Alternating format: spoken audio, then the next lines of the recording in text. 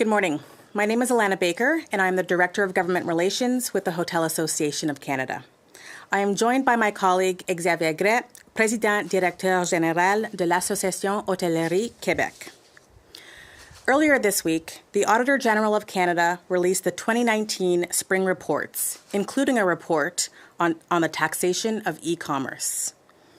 According to this report, the Canadian sales tax system is not keeping pace with the rapidly evolving digital marketplace. As a result, Canada lost out on an estimated $169 million in sales tax revenues on foreign digital products and services in 2017. Since then, that number would have undoubtedly increased and will continue to increase as more and more Canadians utilize digital services. The Hotel Association of Canada has known for a long time that the system is broken and is encouraged to see this recognized in the Auditor General's report. We thank the Interim Auditor General of Canada for his commitment to a balanced and fair tax system. Online short-term rental platforms operating in Canada, like Airbnb, do not currently collect or remit GST or HST, pay no corporate income tax to the Canadian government, and are not required to provide tax information slips to their hosts to ensure compliance. These online platforms have an unfair advantage over other accommodation businesses like hotels who pay their taxes and play by the rules. These pre-digital loopholes in Canada's tax policy need to be updated to reflect today's digital environment. The Auditor General's report recommends that the Canada Revenue Agency expand its compliance activities and leverage third-party data in order to better detect and deter non-compliance for GST, HST in e-commerce. The recommendation explicitly states that accommodation sharing should be included in this exercise. Today, we are calling on the federal government to follow through on these recommendations to modernize Canada's tax laws without delay. Short-term rental platform companies should be required to issue an annual information slip on gross earnings to hosts, with a copy sent to the Canada Revenue Agency.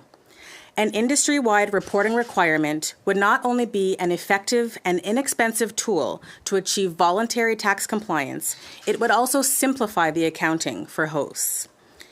Canada's hotel industry represents more than 8,200 hotels, motels, and resorts across the country, contributing $20.8 billion to the Canadian economy, and employs over 300,000 people across Canada. Our industry is just one of several in Canada that are unfairly disadvantaged by the current tax system. It is unacceptable that foreign-owned digital platforms like Airbnb are benefiting over Canadian businesses within the current system. We urge the federal government to take action and follow through on the Auditor General's recommendation to ensure that digital accommodation platforms like Airbnb have the same taxation obligations as the rest of us. Multiple jurisdictions have already updated their tax laws to reflect a changing global digital economy, and even more are now taking the necessary steps to do the same, including the United Kingdom, France, Japan, Australia, and many more. By not taking action, Canada will continue to lag behind others around the world and the unrelenting pace of the digital economy. Thank you. Xavier will now make some remarks in French.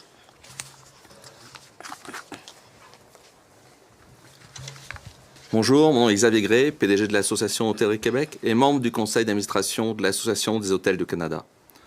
En début de semaine, le vérificateur général du Canada a déposé son rapport du printemps 2019 qui inclut une section sur la fiscalité du commerce électronique. Selon le rapport, le système canadien de taxes de vente est incapable de suivre le rythme de croissance accélérée du marché numérique. Ceci s'est traduit par une perte pour le Canada d'un montant approximatif de 169 millions de dollars de taxes de vente sur les produits et services numériques depuis 2017. Ce chiffre a certainement augmenté et va continuer à croître puisque de plus en plus de Canadiens utilisent ce type de service. L'Association des hôtels du Canada sait depuis longtemps que le système est inadéquat et nous sommes heureux de constater que ce fait est confirmé dans le rapport du vérificateur général. Nous tenons à le remercier pour son engagement à viser un système d'imposition juste et équitable. Contrairement à tous les hôteliers, les plateformes de location à court terme ne perçoivent pas et ne versent pas de taxes de vente. Ils ne paient pas non plus d'impôts au gouvernement canadien. Ces plateformes en ligne jouissent d'avantages injustes comparativement aux autres entreprises de notre secteur d'activité. Le rapport du vérificateur général recommande à l'Agence du revenu du Canada l'élargissement de ses activités de conformité. Également, de tirer profit de données de tierces personnes afin de détecter et de décourager le non-respect des règles reliées à la taxe de vente.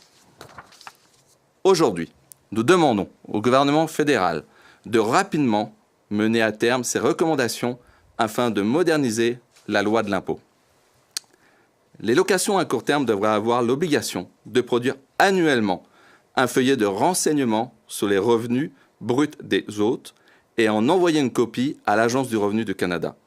Cela serait un outil non seulement efficace et peu coûteux pour atteindre la conformité fiscale de façon volontaire, mais il peut aussi simplifier la comptabilité des hôtes. L'industrie canadienne de l'hôtellerie représente plus de 8200 établissements hôteliers et près de 21 milliards de dollars de recettes et emploie plus de 300 000 personnes à travers le pays. Il est inacceptable que des plateformes numériques telles qu'Airbnb, qui appartiennent à des intérêts étrangers, bénéficient de meilleures conditions fiscales que les entreprises canadiennes. Nous demandons au gouvernement fédéral d'agir et de mettre en place les recommandations du vérificateur général afin de s'assurer que ces plateformes numériques aient les mêmes obligations fiscales que les entreprises d'ici. En n'agissant pas, le gouvernement continuera d'accuser des retards et des pertes fiscales significatives. Merci beaucoup à tous.